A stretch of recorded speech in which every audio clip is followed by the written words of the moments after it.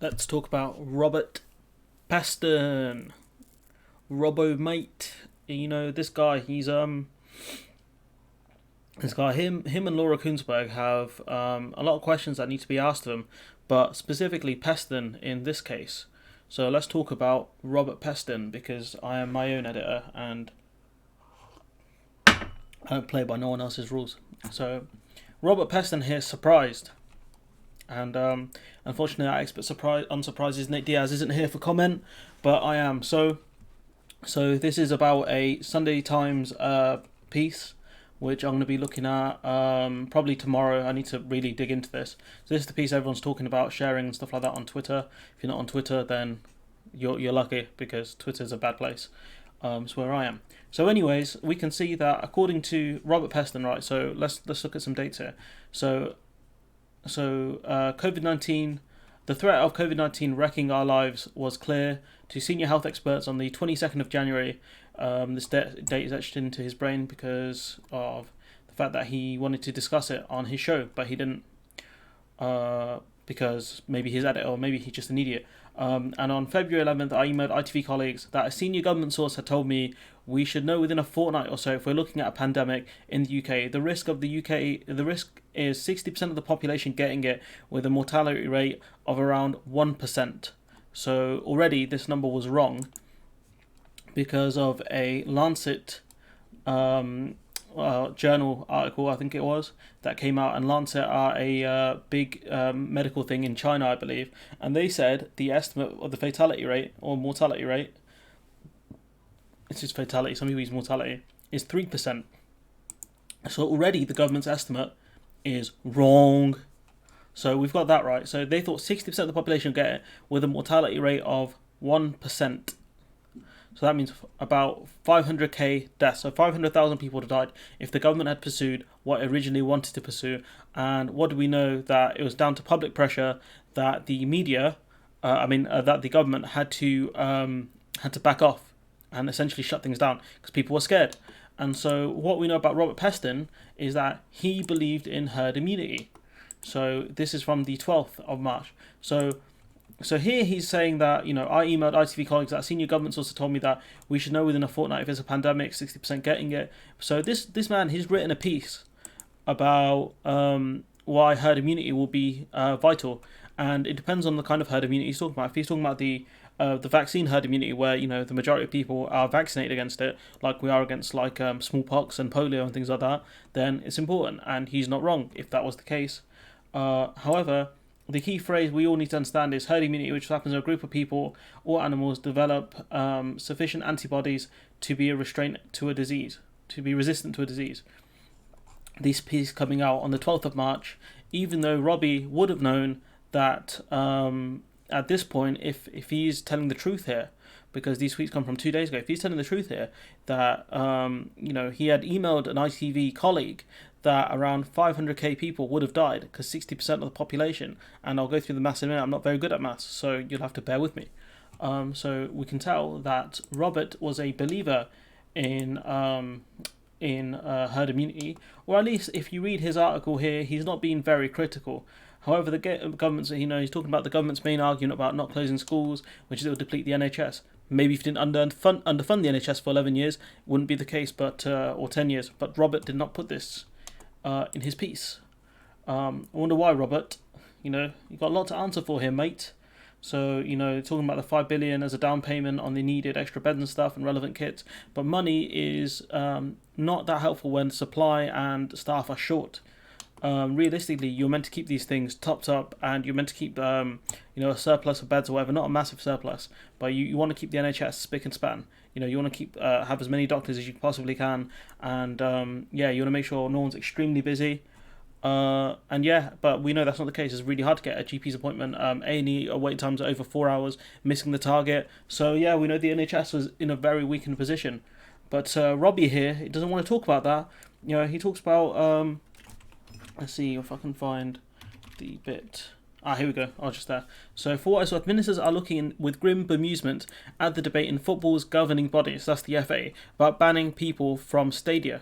so they fear this will fuel alarmism and do not think that playing a match behind closed doors is necessary at this stage. Had we done that, we would be in a much better position, but Robbie does not want to question this. Why, Robert? Why are you being like this, bro? And so we can read from this piece. He's shocked. He's shocked and surprised by this. If he had said this, I would believe that this is some of the best acting I've ever seen. So if we scroll down a bit, a lot of people giving him stick here.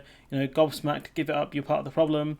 And this is a quote by Frankie Boyle, which regarding people like Laura Kay, Peston, even Andrew Martin to an extent. If you're a political journalist who has regular contact with people in power and your analysis is always aligned with the prevailing orthodoxy, so that means if you're always agreeing with the people in power, you're not a journalist, you're a courtier. But I would say you're just a spokespiece. You're a spokesperson at that point. You're just there adding on. Those people who tweet uncritically. It's like if I said I'm the greatest person ever to be alive, and instead of actually talking about other people who are also great or talking about my failings, they tweet out my exact quote with no criticism whatsoever. That's what these people are like. People like Robert Peston, who's done this about football. So there's his piece there. Someone cited it, and I think that's about all we can learn from this. But what else can we see? That Adam Kay, I think he works for Sky. No, I'm sure he did at one point. It doesn't matter.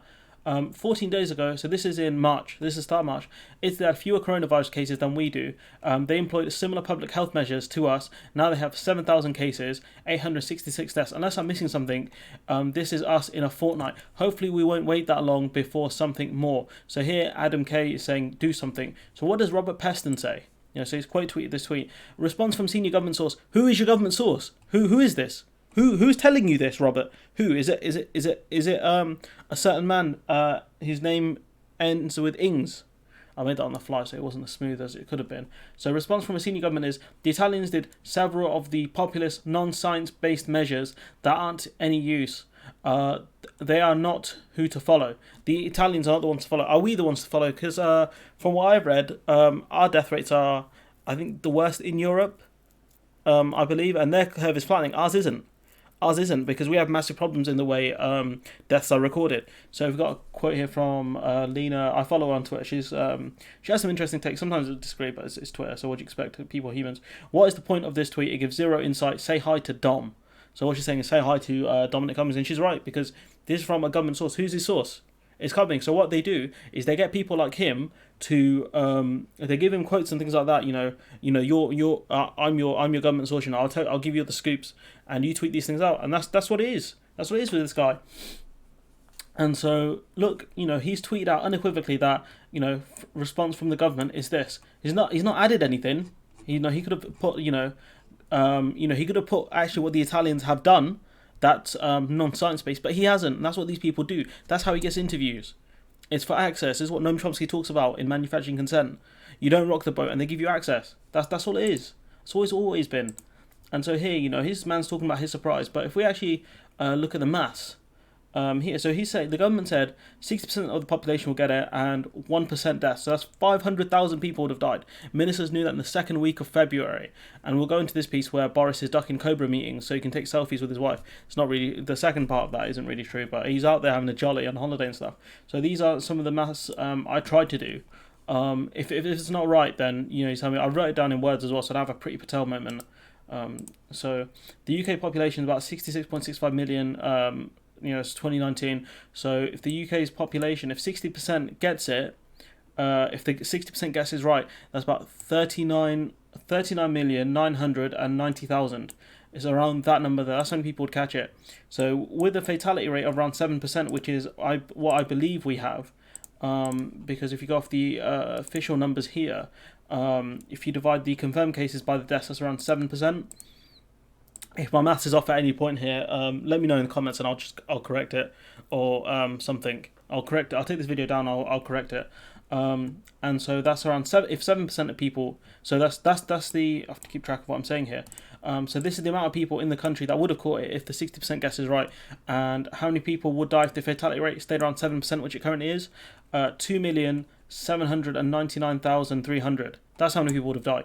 But obviously you've got demographics and other problems to take into account, and of course we've got the fact that fatality rates are different in different places. So The known number is around 6.4%. That's gone to unofficial death rates, I think, worldwide. Italy, the death rate was about 13%, but in the States, it's around 4.3%.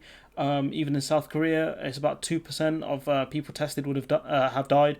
So obviously, there are real problems with this methodology here, which makes my numbers wrong. Effectively, it could be probably lower, but I'm just going off what I've been given essentially. So please don't hit dislike button and attack me. Attack me, but be constructive, okay? Please.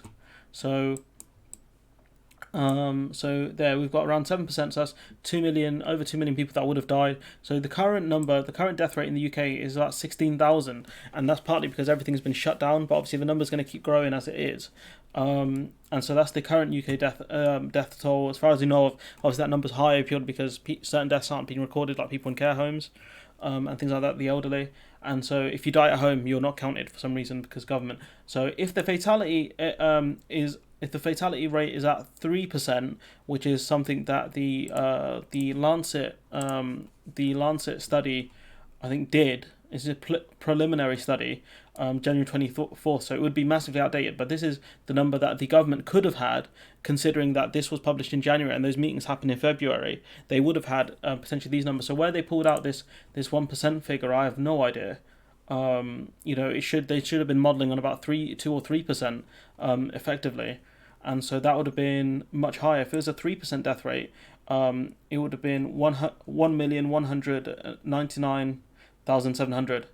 So it would have been around that number there, which I still think should be higher, really, because if Peston saying that it would have been about 500k, it would have been around the 500k death mark.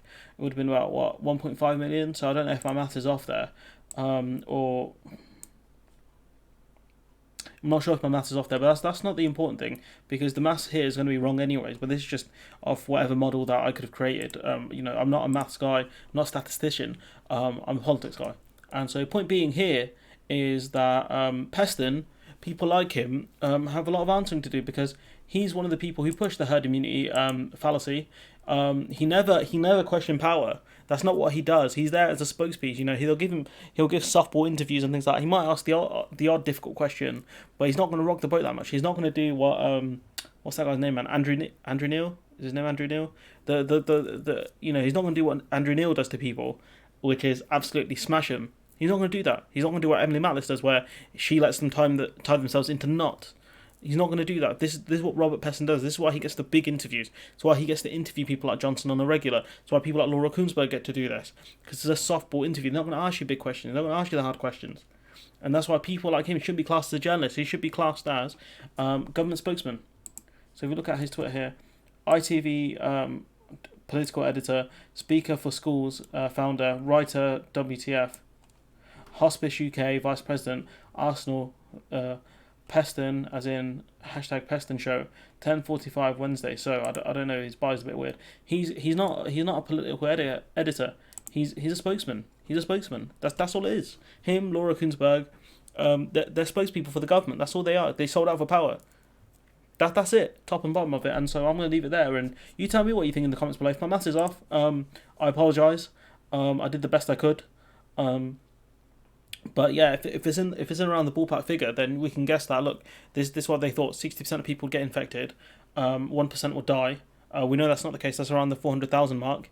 If things hadn't changed, so if we stayed as is, if the country stayed open, essentially. But we know that a fatality rate, according to Lancet, is about 3%, but that's in January. But we know that our fatality rate is around 7%, according to, I think, unofficial or official figures. So what do we know? The government was wildly wrong, and they took the wrong steps. And the fact that the government also denied, also said that the Italians messed up essentially when we were 2 weeks behind them, and that if we started shutting down things, we wouldn't be in that bad a position. However, within 2 weeks, we're in a worse position. And that's it. That's it. Robert Peston here talking about response from senior government sources that the Italians did several of the populist, so saying that these were popular, this is what the people wanted, but they were not based on science. Shutting down was based on science. So what the World Health Organization said. Limit as much human contact as you can. How's the best way to do that? Shut things down. So Peston, you're a government spokesman, mate. Change your bio. And with that, hopefully I'll see you in the next one.